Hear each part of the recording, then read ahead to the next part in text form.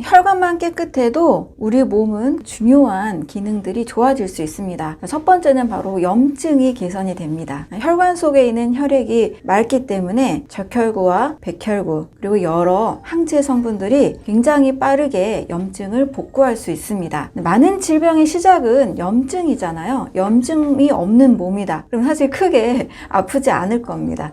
모든 질병들은 시작이 염증에서 일어나기 때문에 혈관이 깨끗하면 염증이 개선될 수 있습니다. 이 염증이 개선되면 우리 몸은 바로 면역력이 올라가게 됩니다. 암과 같은 이런 질병들은 면역 기능이 굉장히 떨어져 있는 상태라 할 수 있죠. 또 아이들이 많이 걸리는 감기 같은 질환, 또 요즘 굉장히 많은 분들이 고통을 겪고 있는 자가 면역 질환이 참 많이 있습니다.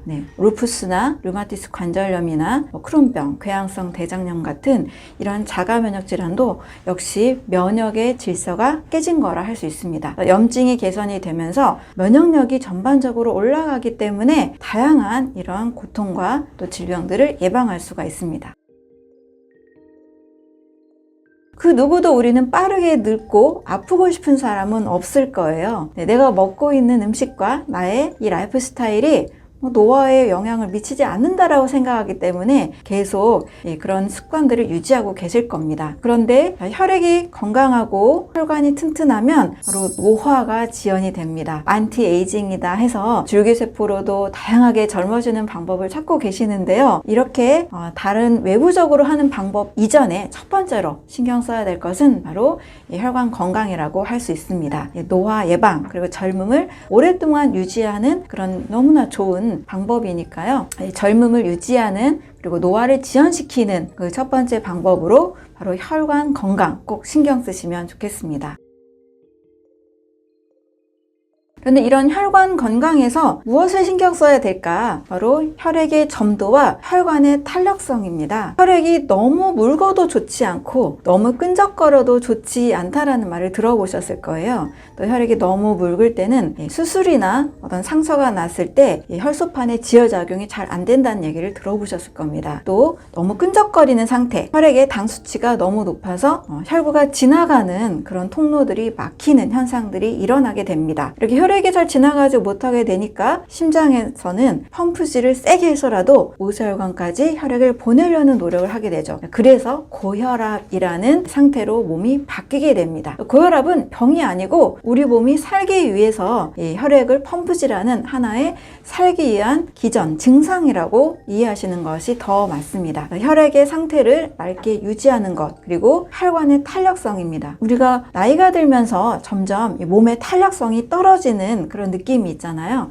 몸의 탄력성이 떨어지듯이 혈액도 역시 탄력성이 떨어지게 됩니다. 근육을 단련시키는 이유, 근감소증 위험하다 이렇게 다들 알고 계실 텐데요. 바로 몸을 잘 움직이게 하는 능력이 중요하기 때문이죠. 혈관도 탄력 있게 잘 유지가 돼야 혈액이 지나가면서 혈관을 손상시키지 않습니다.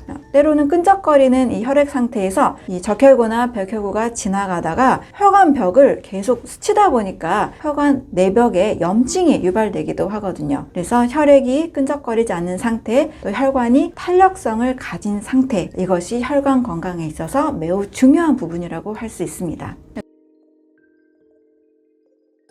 그러면 이런 혈관의 점도를 낮추고 혈관의 탄력성을 올리기 위해서는 어떻게 해야 될까요? 먼저 어떤 음식을 먹어야 되는지를 말씀드리겠습니다. 이왕이면 육식보다는 최대한 채식 지향을 하시는 것이 중요하다 할 수 있습니다. 동물성 단백질과 식물성 단백질은 확연한 차이가 있습니다. 동물성 단백질을 반드시 먹어야 된다라고 알고 계신 분들이 참 많으실 텐데요.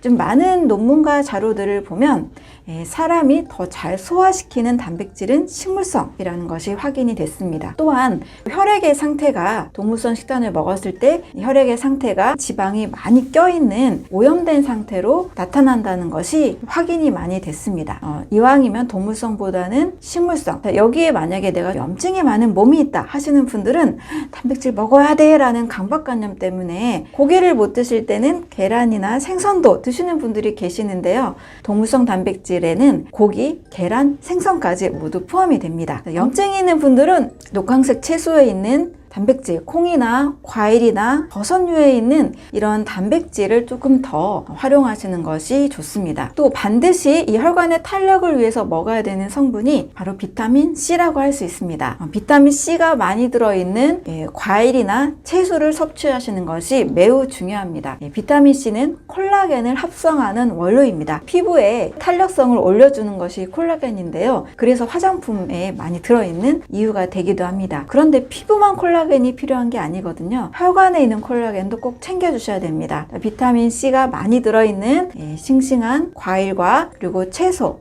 사과나 또 오렌지, 감귤류 같은 과일과 또 고추나 오이고추, 녹황색 채소에도 비타민C가 많이 있으니까요. 과일, 채소 꼭 드셔주시는 것이 중요합니다.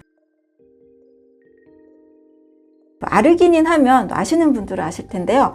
남성들의 영양제라고 알고 계시죠. 바로 혈관을 확장시켜서 혈관벽을 튼튼하게 만들어주는 능력이 있습니다. 아르기닌은 꼭 영양제로만 드실 것은 아니고요. 견과류에도 많이 들어있습니다. 아몬드나 호두나 잣 같은 이러한 견과류를 통해서도 아르기닌을 섭취할 수가 있습니다. 자, 그런데 특히 여기서 제가 견과류를 또 강조드리고 싶은데요. 자, 견과류에는 단백질과 지방이 같이 많이 들어 있습니다. 또 아마씨나 해바라기 같은 씨앗류에도 좋은 기름들이 많이 들어 있습니다. 바로 혈관의 탄력성에는 반드시 좋은 기름이 필요합니다. 세포막은 이중지질막으로 되어 있는데요. 바로 이중지질막인 인지질의 성분이 되기 때문이에요. 혈관을 건강하기 위해서는 방금 말씀드린 비타민 C가 풍부한 과일, 채소, 그리고 아르기닌이 풍부한 견과류, 그리고 불포화지방산이 풍부한 씨앗류 음식을 꼭 챙겨주시는 것이 좋습니다.